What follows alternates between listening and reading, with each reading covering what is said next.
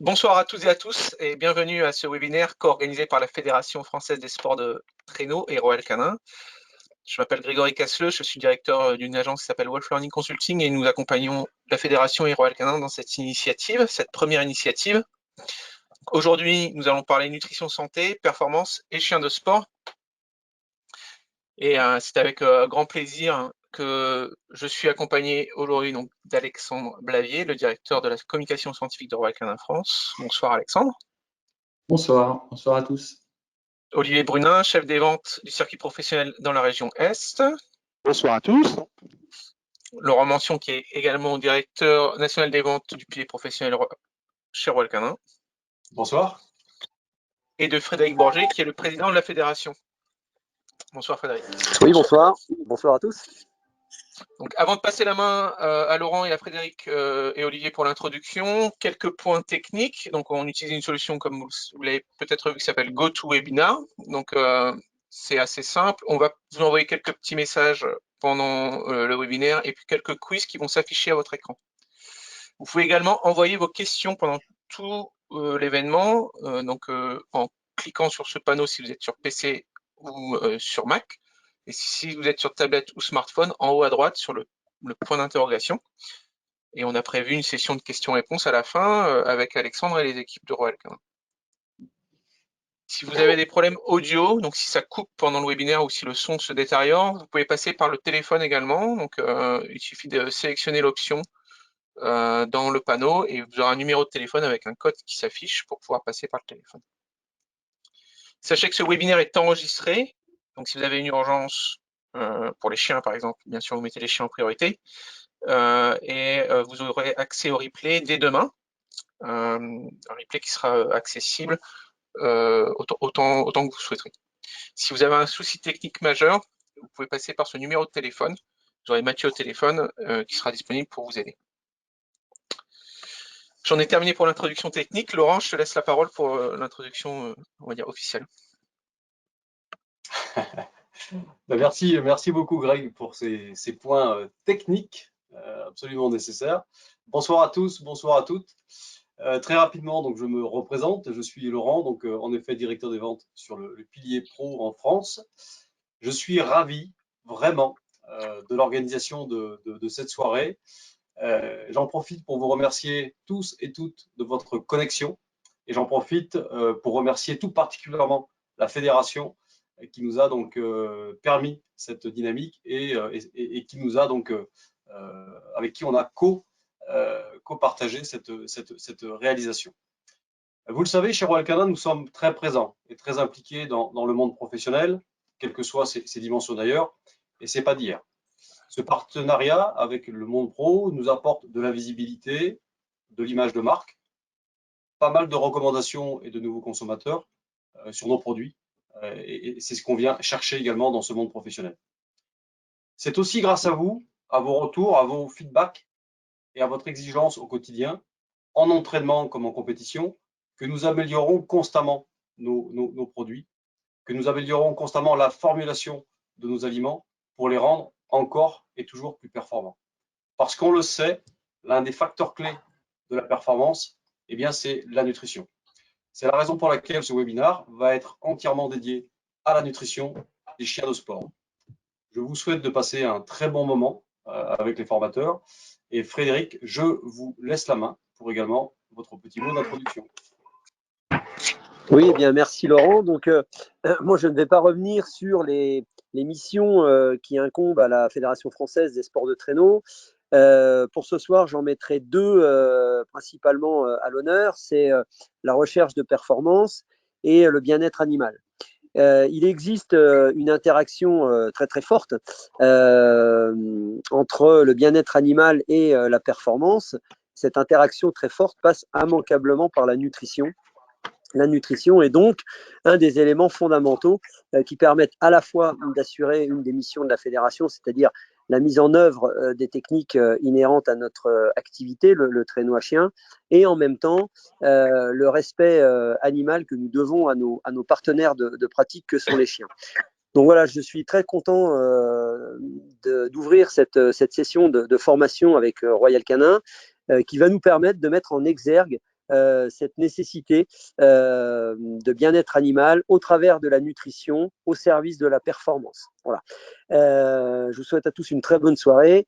Je souhaite que ce genre d'initiative se renouvelle. Je félicite les cadres fédéraux qui ont eu l'idée de ce webinaire et je remercie tout particulièrement Royal Canin d'avoir accepté de nous accompagner sur cette initiative. Et je laisse maintenant la parole à Olivier Brunin et aux techniciens de Royal Canin pour animer cette soirée. Et je souhaite que ces opérations se renouvellent et que vous soyez de plus en plus nombreux à y participer. Voilà. Merci beaucoup à tous. Olivier, je vous laisse la parole. Merci Frédéric. Je vais vous présenter l'agenda de ce soir, mais avant cela, je vais me présenter en quelques mots.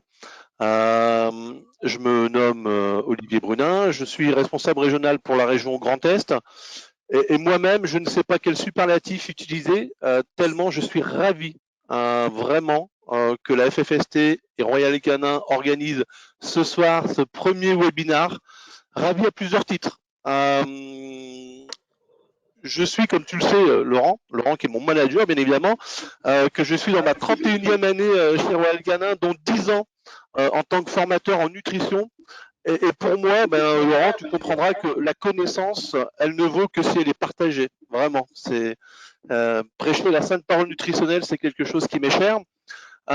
Mais encore plus que cela, si je suis aujourd'hui chez Royal Canin, je le dois grâce à ma passion, qui a été pendant de nombreuses années le chien de traîneau, et j'ai pratiqué ce sport à haut niveau pendant plus de 10 ans. Alors, c'est sûr, le niveau, la connaissance dans toutes les disciplines, bien sûr, a évolué, comme les athlètes eux aussi, les méthodes d'entraînement, bien évidemment, mais aussi la nutrition. Et j'ai toujours coutume de dire que le chien de traîneau, c'est la Formule 1 de la nutrition. Alors, pendant l'intervention d'Alexandre Blavier, qui est responsable de la communication scientifique chez Royal Canin, son intervention d'environ 45 minutes. Je vous invite à poser vos questions dans la chat box et Alexandre y répondra à l'issue de son intervention. Et le cas échéant, si nous étions débordés de questions, soyez rassurés, nous reviendrions auprès de la fédération avec ces réponses. Donc, moi, je vous souhaite vraiment, de manière très sincère, à tous et à toutes, une excellente soirée. Alex, la parole est à toi. Bien, merci Olivier. Je vous souhaite également la bienvenue et je vous dis bonsoir à tous. Merci d'être connectés. Pour des raisons de bande passante et pour faciliter la fluidité de la transmission, j'ai coupé ma caméra. L'important, de toute façon, étant les diapositives. Donc, nous sommes là ce soir pour vous parler de la nutrition santé au service de la performance du chien de sport. Mais avant de vous emmener dans le monde de vos athlètes canins, j'aimerais commencer par vous parler d'un sport dont je suis passionné, c'est la boxe. Et vous l'aurez peut-être reconnu sur cette image-là, c'est Tyson Fury, l'actuel champion du monde poids lourd WBC. La boxe, c'est un sport incroyablement technique qui demande une condition physique et une résistance hors norme. Et toutes ces qualités s'acquièrent et se développent par l'entraînement sans relâche. Les champions du monde, c'est les gens qui s'entraînent 7 jours sur 7 quasiment, et avec minimum 2 entraînements par jour. Donc c'est vraiment une astreinte totale. Mais vous comme moi, nous aurions beau nous entraîner exactement avec cette intensité-là, comme Tyson Fury, il y a peu de chances que nous finissions un jour champions du monde des poids lourds. Enfin, je ne vous vois pas à travers l'écran, mais vous ne voyez pas mon gabarit non plus. En tout cas, à l'image là, vous voyez Tyson Fury face à un de ses adversaires et entouré de gens de dimension, on va dire, normale ou plutôt standard, parce que normal, c'est toujours un peu polémique. Et effectivement, Tyson Fury mesure 2,06 m et il pèse entre 120 et 130 kg. Et ces dimensions, il les doit à une génétique exceptionnelle, bien différente de la mienne en tout cas. Pourtant, après la conquête de son premier titre de champion du monde en 2015 face au Russe Vladimir Klitschko, Fury se met à faire n'importe quoi et il va jusqu'à dépasser les 150 kilos. On le voit très bien à gauche. Mais il a su se remotiver. On le voit ensuite à droite, pour poursuivre sa carrière et revenir au sommet. Et c'est bien grâce à la nutrition, associée à son entraînement, qu'il a pu retrouver son poids de forme. Et donc, voici les clés de la performance. C'est l'entraînement, la génétique et la nutrition. Et on pourrait ajouter d'autres paramètres comme l'hygiène de vie, l'environnement et les conditions climatiques, par exemple. Bien sûr que ça compte aussi. Et pour vos athlètes canins, les clés sont exactement les mêmes. Entraînement, génétique et nutrition. Alors, ce soir, je ne vais pas vous parler d'entraînement ni de génétique, parce que je ne suis pas compétent, mais je vais vous parler de la nutrition. Et pour ce faire, je vous propose d'aborder ces différents points. D'abord, on va essayer de comprendre le fonctionnement musculaire. Ensuite, nous parlerons du métabolisme aérobie et du métabolisme anaérobie. On évoquera la VO2 max, parce que c'est un point très important en physiologie, et les différents carburants nutritionnels en fonction du type d'effort. Nous verrons comment améliorer la performance grâce à la nutrition. Et enfin, nous essaierons de mettre en pratique ces connaissances nutritionnelles au service du chien de sport. Alors, pour bien comprendre comment la nutrition peut permettre d'optimiser la performance, il faut comprendre la physiologie de l'effort. Bref, comprendre comment ça marche, comme dirait notre ami Michel Chevalet, et surtout comment ça marche chez le chien, car l'homme n'a pas tout à fait le même métabolisme. Les muscles sont composés de fibres qui sont les cellules spécialisées, appelées myocytes. La source d'énergie qui permet aux muscles de se contracter, c'est l'ATP ou adénosine triphosphate. L'ATP est fabriqué dans la cellule musculaire elle-même. Le myocyte produit à partir du glycogène et des acides gras qui sont oxydés dans une série de réactions en chaîne qui s'appelle le cycle de Krebs. Ces réactions libèrent entre autres de l'eau et du gaz carbonique CO2. Vous comprenez donc déjà pourquoi on inhale de l'oxygène quand on fait un effort et on rejette du gaz carbonique en même temps qu'on évacue de l'eau. Alors chez l'homme, on transpire, chez l'animal, c'est plutôt sous forme de vapeur, parce que le chien ne transpire pas. Il n'y a quasiment pas de stockage de l'ATP, il est produit, dégradé et reformé en permanence dans le myocyte directement. Et pour assurer cette production permanente, l'organisme doit être approvisionné par la nutrition qui apporte les nutriments nécessaires. Alors, je vous pose cette première question. Quels sont les nutriments les plus énergétiques selon vous? Est-ce que ce sont les protéines? Est-ce que c'est l'amidon? Est-ce que ce sont les lipides? Ou est-ce que ce sont les vitamines? Alors, comme on est en replay, vous ne pourrez pas voter, il n'y a que le live qui nous permet de voter, mais déjà dans votre tête, vous pouvez réfléchir à cette question et vous voteriez pour les protéines, l'amidon, les lipides ou les vitamines. Donc, en fait, il n'y a que 3 macronutriments qui apportent de l'énergie, les matières grasses, l'amidon et les protéines. Donc, en termes énergétiques, on oublie tout de suite les vitamines. Les lipides sont de loin les nutriments les plus énergétiques. Les acides gras sont à l'origine de la production d'ATP et on considère qu'un gramme de graisse libère environ 9 kilocalories. Si les matières grasses sont apportées en excès, elles sont stockées dans le tissu adipeux. Elles peuvent être remobilisées par la suite et donc on a une vraie réserve dans l'organisme.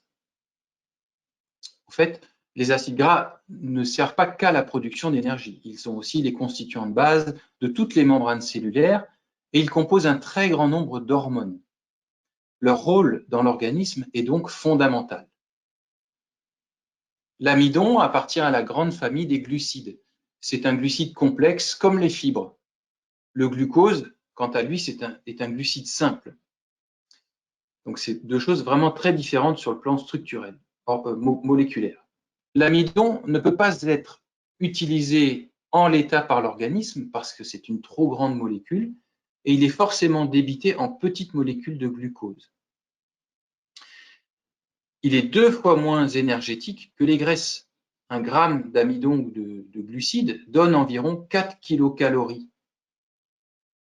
Le glucose, donc la forme biologiquement utile, biologiquement énergétique, peut être stocké sous la forme d'un autre glucide complexe qui s'appelle le glycogène, et ce stockage a lieu dans le foie et dans les muscles. Mais le stock est limité, environ 24 heures d'énergie au repos, et donc beaucoup moins en cas d'effort. Enfin, les protéines. En fait, à proprement parler, les vrais nutriments, ce ne sont pas les protéines, mais leurs éléments constitutifs primaires, c'est-à-dire les acides aminés. Peu importe, en fait, du point de vue énergétique, ça ne change pas grand-chose. On considère que les protéines apportent à peine 4 kilocalories par gramme, en fait un petit peu moins, et donc ils sont encore moins énergétiques que l'amidon. Les protéines constituent la source d'énergie la moins efficace de l'organisme. En outre, l'organisme n'a pas de réserve de protéines, ni même d'acides aminés. Cela veut dire concrètement que si on apporte les protéines en excès par rapport aux besoins, l'organisme ne peut pas les stocker, donc l'excédent de protéines est directement éliminé, essentiellement dans les selles.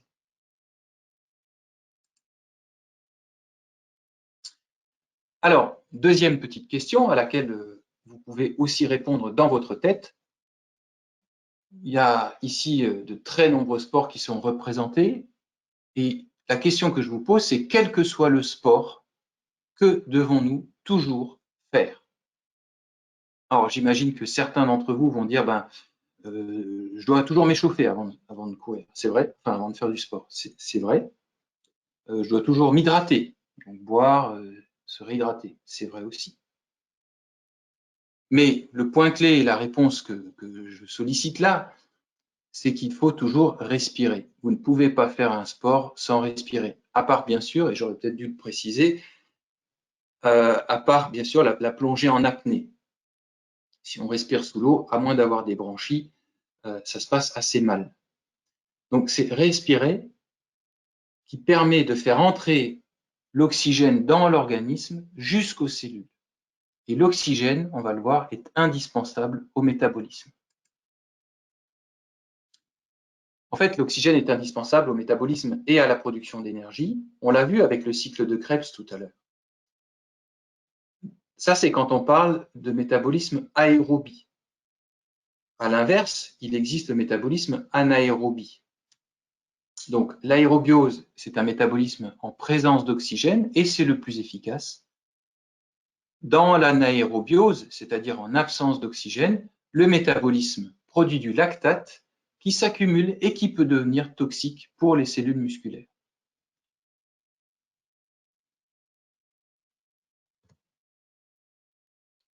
Pour mesurer l'intensité d'un effort et aussi les capacités à l'effort d'un individu, on utilise la VO2 max. C'est le volume maximal d'oxygène qu'un organisme peut consommer par unité de temps lors d'un exercice dynamique aérobie maximale. Elle s'exprime habituellement en litres de dioxygène par minute et par kilo de poids, ou éventuellement en millilitres par minute et par kilo.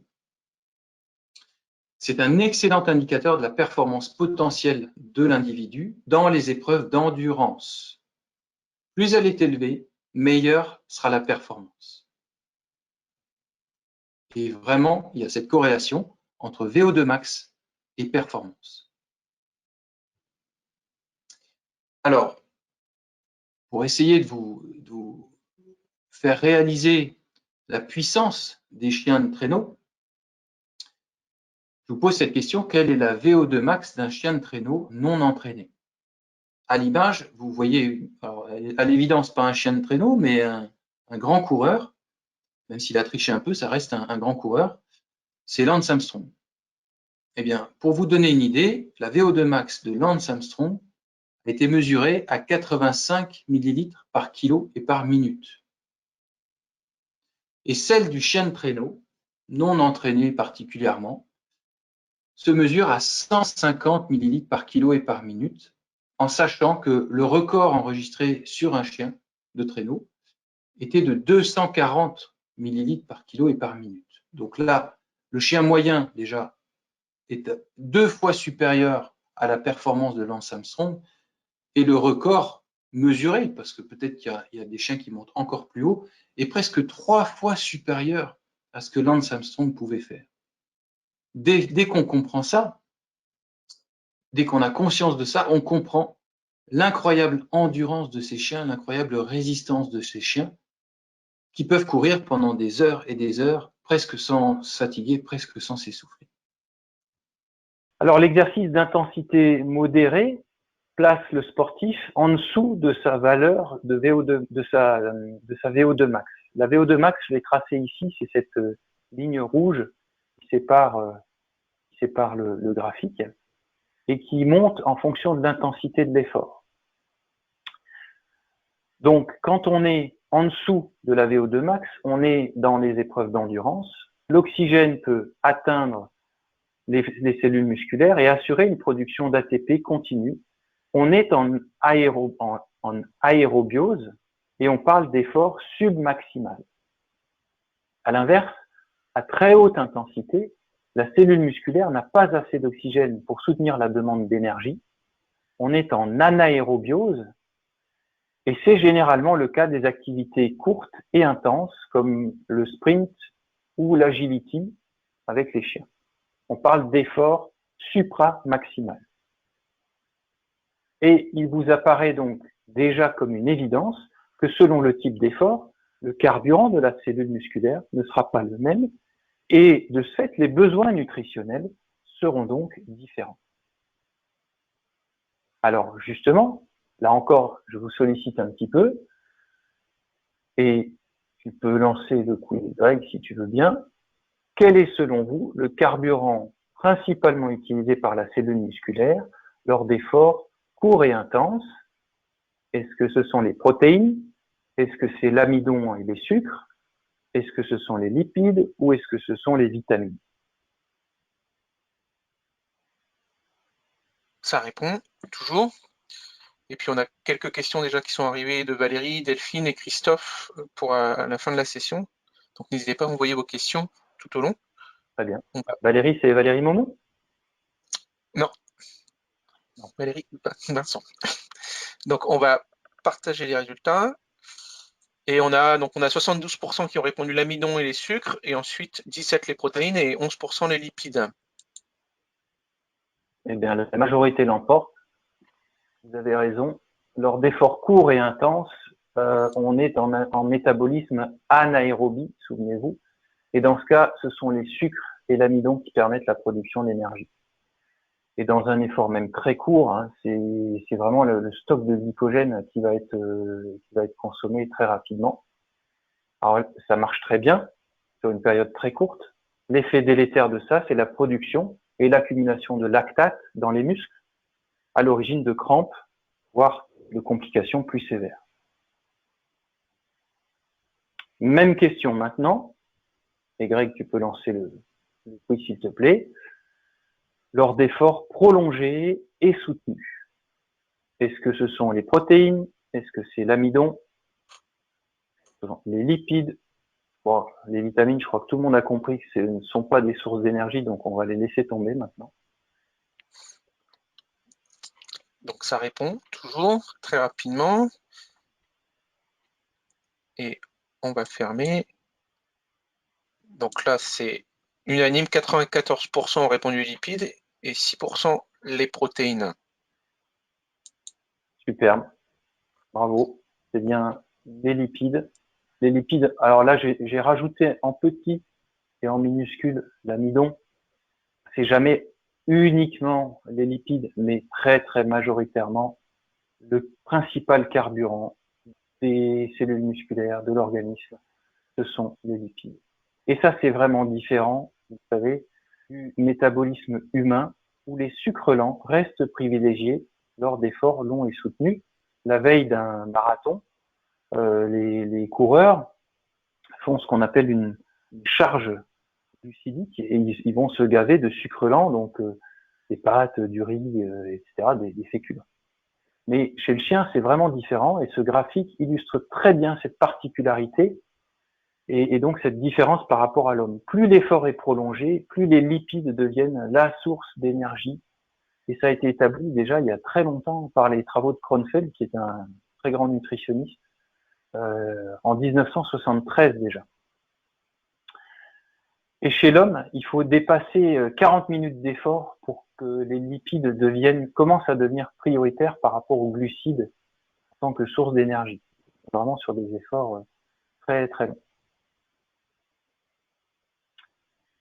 Alors maintenant qu'on a vu ça, je vous propose de voir comment utiliser ces bases théoriques pour améliorer la performance de vos athlètes. Tout comme l'a fait Tyson Fury, vos chiens peuvent améliorer leur performance par la nutrition. Et je vous présente donc là aussi des résultats des travaux scientifiques. Dans cette étude, les auteurs ont comparé l'endurance de chiens nourris avec un régime riche en lipides, c'est la colonne de droite en orange, à l'endurance de chiens nourris avec un régime plus modéré en lipides, la colonne de gauche. Je veux juste attirer votre attention sur les chiffres 33 et 59%. Ça ne veut pas dire que l'aliment contenait 33% ou 59% de lipides.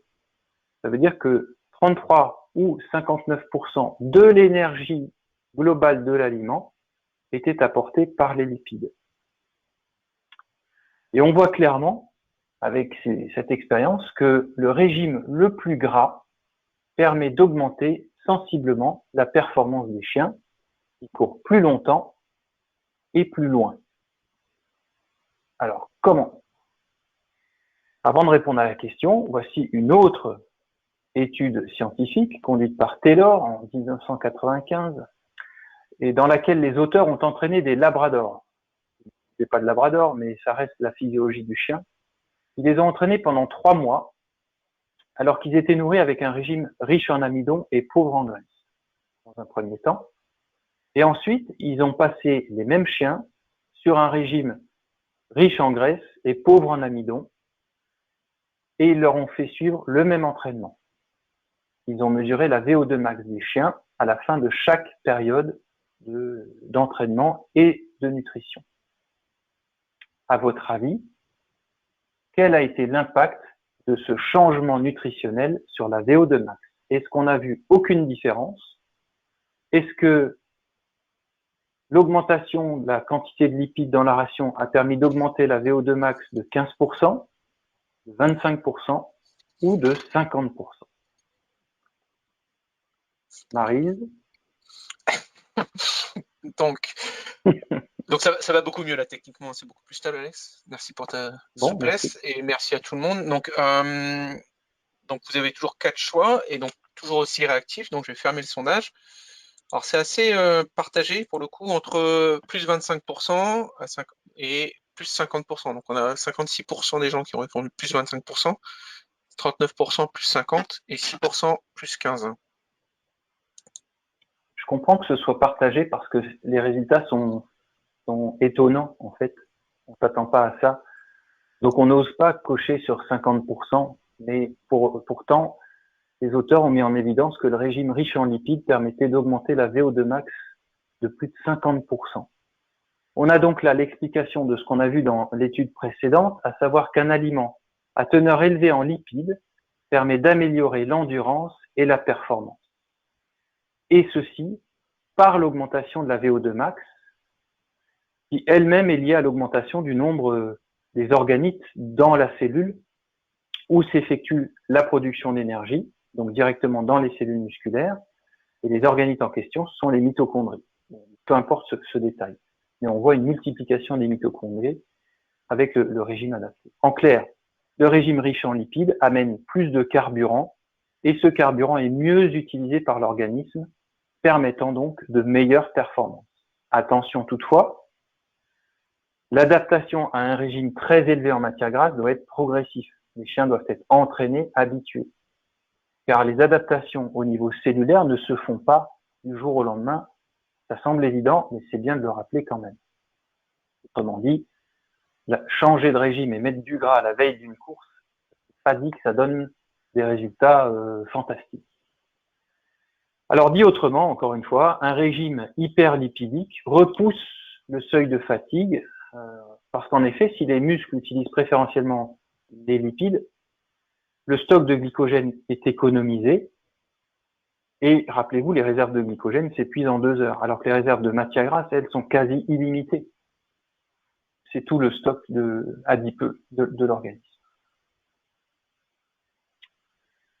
Alors, je vais faire un point ici, puisqu'on parle des lipides, sur une catégorie particulière des lipides, que sont les acides gras oméga 3. Ce sont des acides gras polyinsaturés, dits essentiels. Je sais que tous parmi vous en avez entendu parler. Je sais que probablement tous parmi vous en apportez, probablement même en supplément à la ration à vos animaux. Néanmoins, c'est toujours utile de s'attarder un petit peu dessus parce qu'ils sont vraiment importants.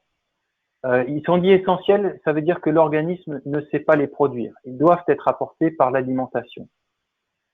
Les oméga 3 qui nous intéressent pour leurs effets biologiquement actifs, pour leurs effets biologiques, sont l'EPA et le DHA. Point important là. Ils ne doivent pas être apportés directement, ils doivent être apportés, directement sous cette forme, parce que le chien n'est pas capable de les produire à partir de leurs précurseurs. Là aussi, les acides gras oméga 3, il y a toute une série de cascades de réactions dans l'organisme qui vont transformer ces acides gras et qui permettent d'aboutir, in fine, à l'EPA et au DHA. Sauf que ces transformations-là, chez le chien, elles ne se font pas ou très peu. Donc, si on veut avoir les effets biologiques bénéfique de l'EPA et du DHA, il faut apporter directement l'EPA et le DHA. En clair, ça veut dire qu'un aliment qui est supplémenté avec de l'huile de lin qui contient de l'EPA et du DHA, c'est inutile. Ça apporte du gras, mais ça n'apporte pas les nutriments qu'on souhaite ici. La meilleure source d'EPA et de DHA, c'est l'huile de poisson ou l'huile de krill. Et ce qui nous intéresse, c'est que l'EPA et le DHA ont des propriétés anti-inflammatoires reconnues. C'est intéressant chez les chiens de sport qui sont soumis à de nombreux traumatismes articulaires. Et par ailleurs, l'EPA et le DHA ont une action directe sur les globules rouges et optimisent le transport de l'oxygène jusqu'aux cellules, contribuant ainsi à améliorer la VO2 max. Alors,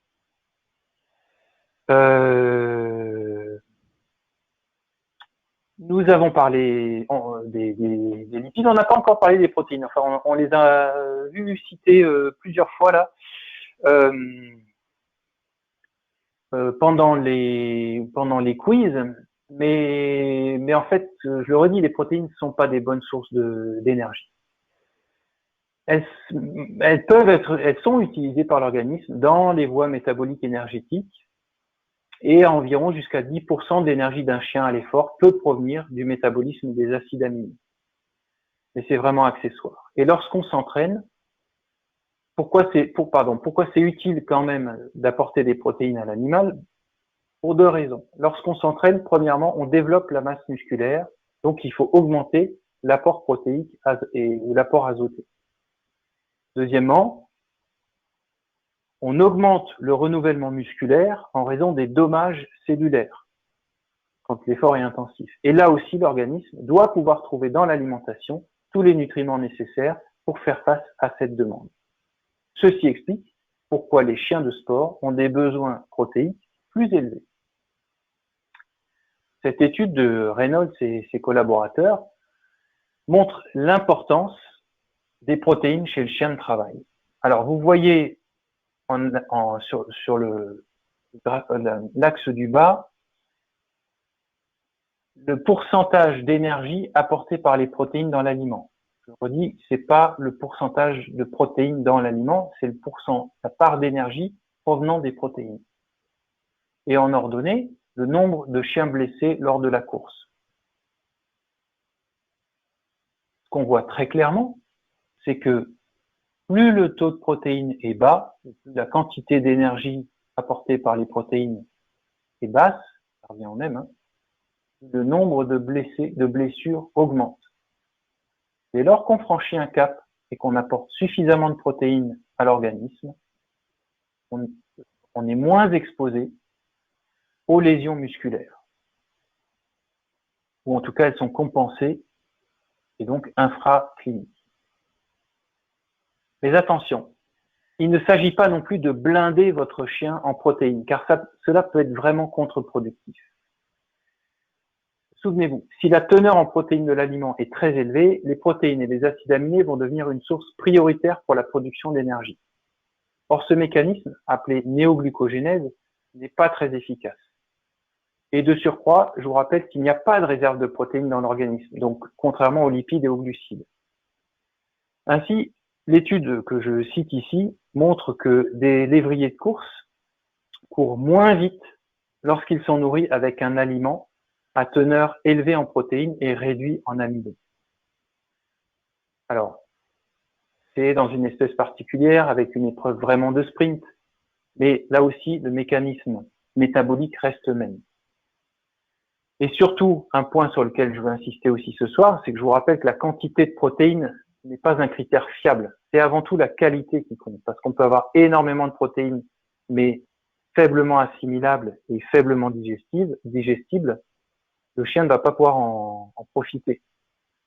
En revanche, ce sont des protéines hautement digestibles et qui permettent de couvrir le besoin de l'animal et surtout qui doivent couvrir tous les besoins pour chaque acide aminé nécessaire à l'équilibre de l'organisme.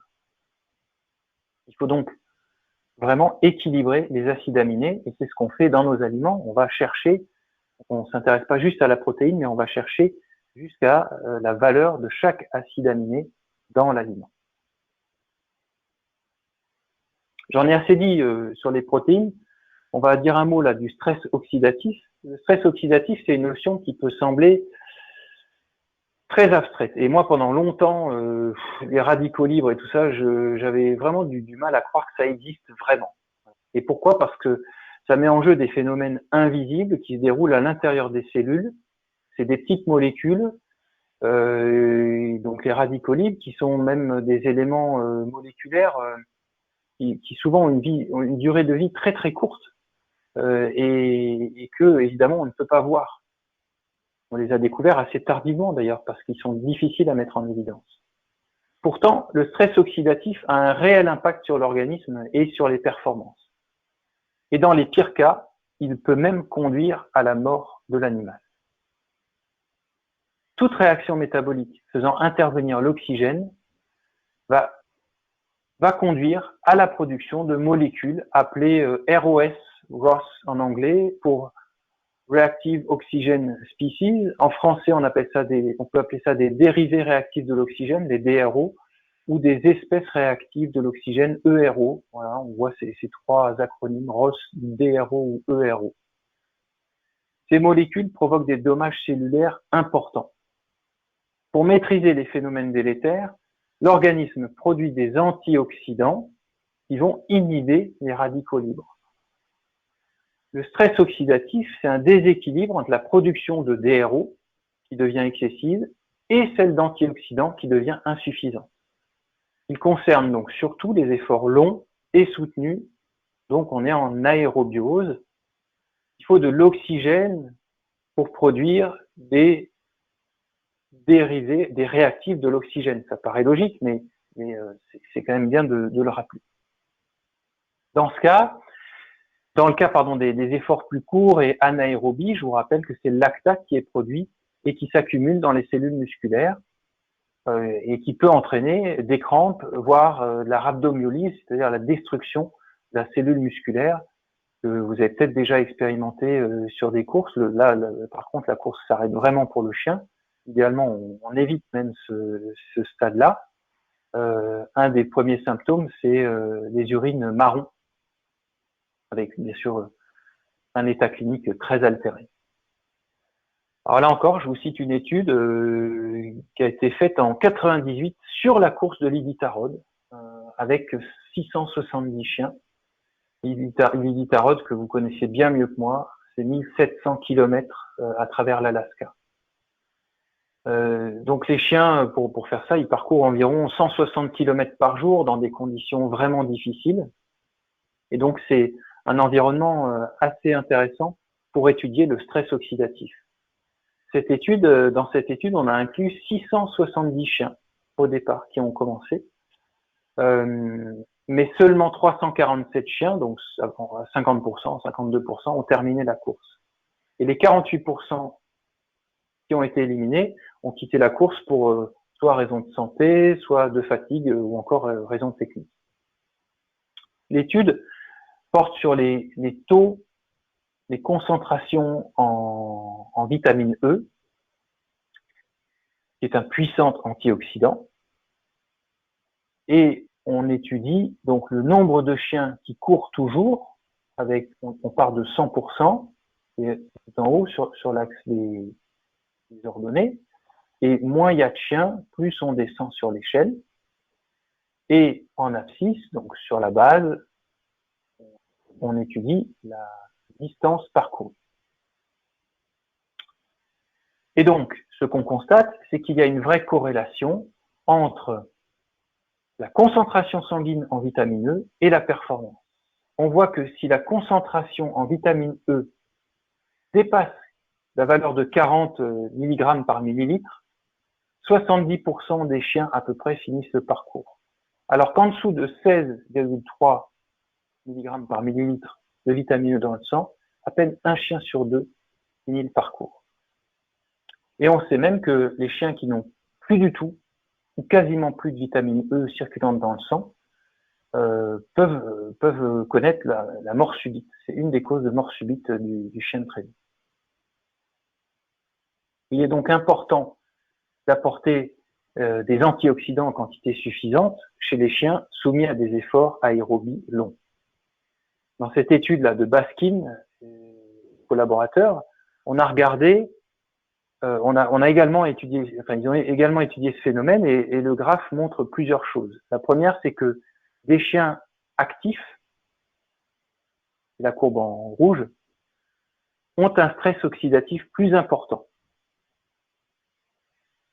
Et la deuxième chose qu'on montre, c'est qu'une supplémentation en antioxydants, et c'est dans des actifs supplémentés, la courbe verte, permet de faire chuter sensiblement le niveau de ce stress oxydatif. Le cocktail qui était utilisé, le cocktail antioxydant utilisé dans cette étude-là était composé de vitamine E, de bêta-carotène et de lutéine. C'est quelque chose qu'on utilise également. Mais vous voyez un impact vraiment très, très important, très marqué sur le stress oxydatif. Alors, là aussi, pour faire une petite transition, on a un petit quiz. Là, je m'attends à 100% de bonnes réponses. Donc, Greg, si vous m'entendez toujours, j'espère, hein, oui. Tu peux lancer le sondage, voilà, je vois que tu réagis. Donc, quelles sont les maladies non traumatiques les plus fréquentes chez les chiens de sport?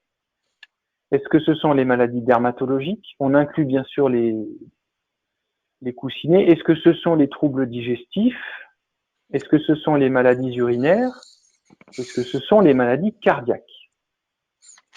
Donc le sondage est lancé, Alex. Et ça répond toujours aussi vite. On a pas mal de questions, encore une fois, de Christophe notamment, et puis toujours de Valérie et Delphine. N'hésitez pas à envoyer vos questions. On répondra à la fin. Hein. On répondra à la fin, exactement. On va fermer et puis on va partager. Donc on a 82% qui ont répondu les troubles digestifs et ensuite 6% sur chaque autre entité, donc cardiaque, urinaire et dermatologique. Ouais, bien sûr, bravo, bien vu. Et donc c'est pour ça que nous allons dire un petit mot, et je vais dire un petit peu, pardon, sur la nutrition et les troubles digestifs. Les Alex, troubles digestifs ouais. qu'on... Ouais. Ouais, je te reprends la main 30 secondes, on a eu le bug encore là, et je ne bouge pas. Le temps que tu peux reprendre. Tac. Donc.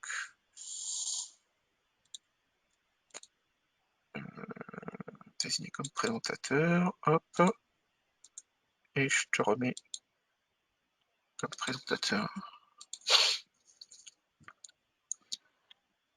C'est bon, parfait. Ok.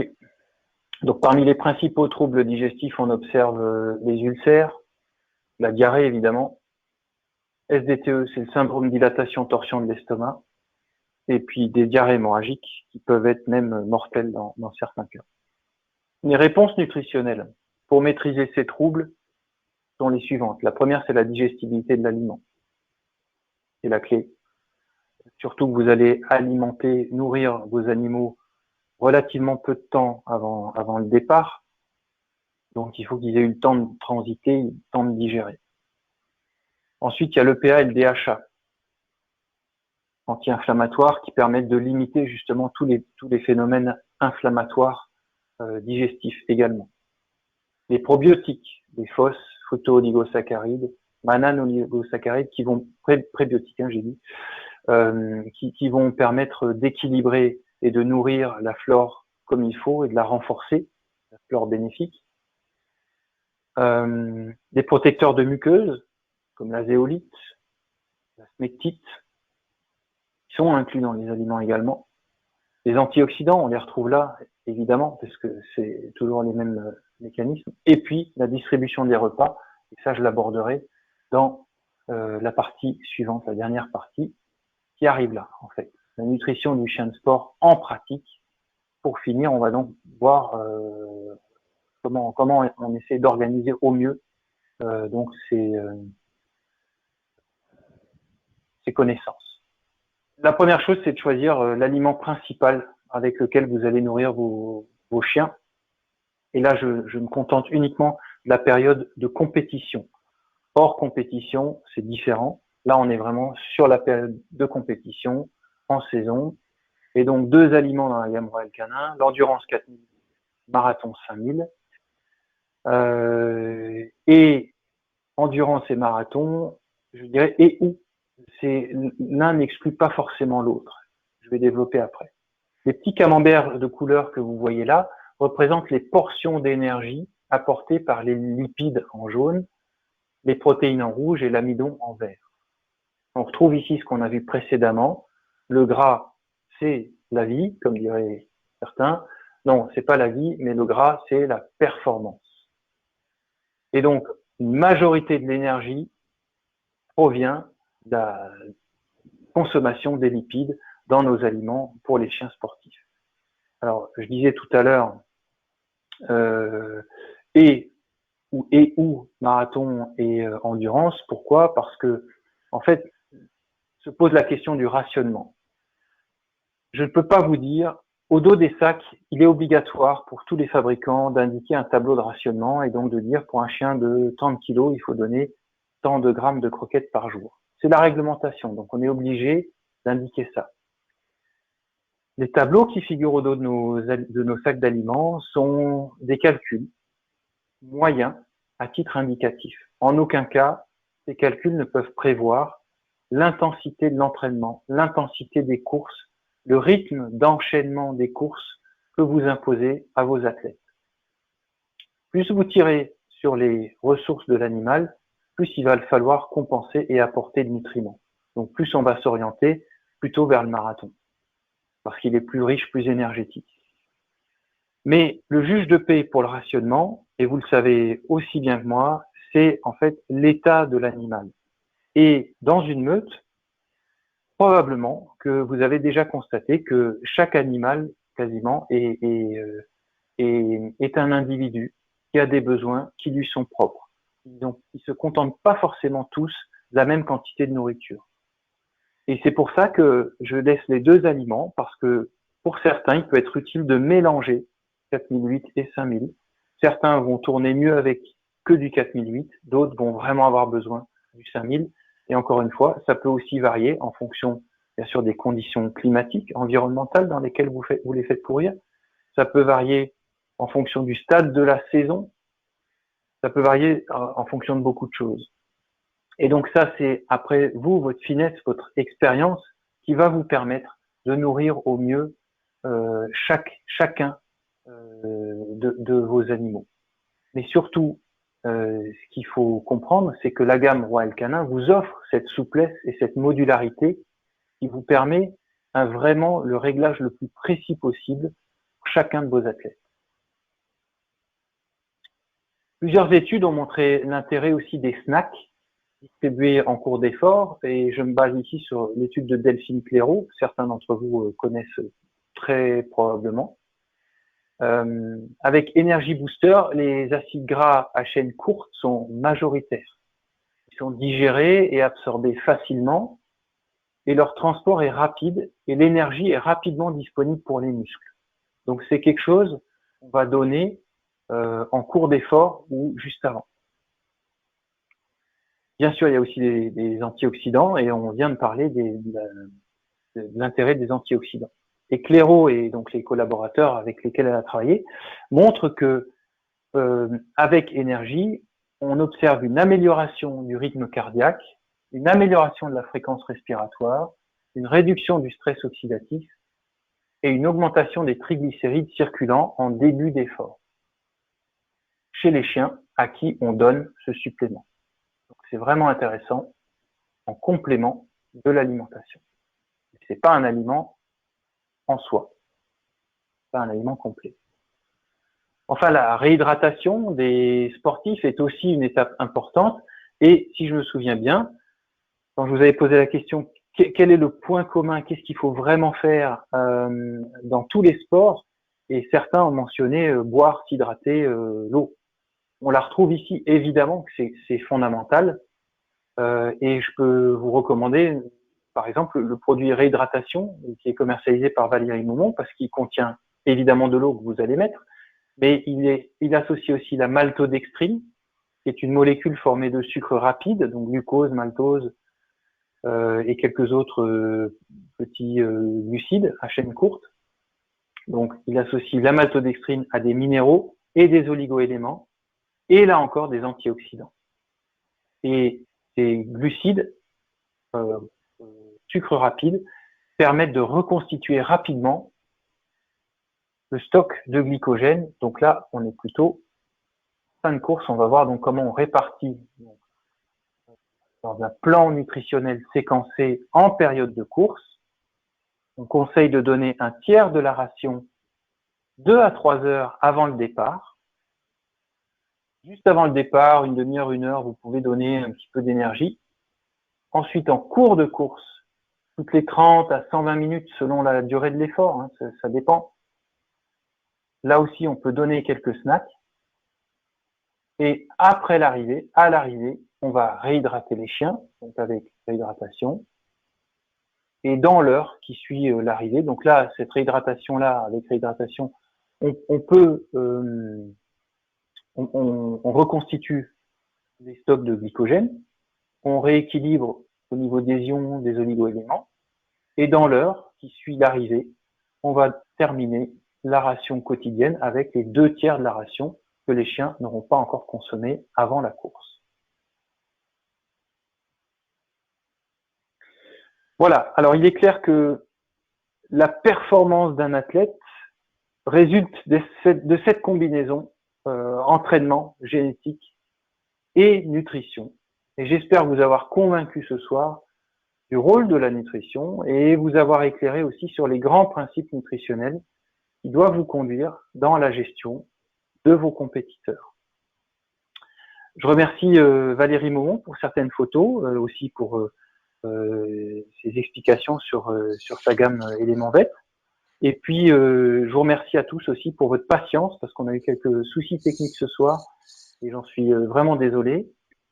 Et puis, vous évoquiez en tout début, Monsieur le Président, la possibilité de faire d'autres conférences de ce type-là. Ce serait avec grand plaisir, parce que les sujets peuvent vraiment se décliner, pas à l'infini, mais en tout cas, on a plein d'autres choses à partager avec vous, et voilà, et plein de belles expériences.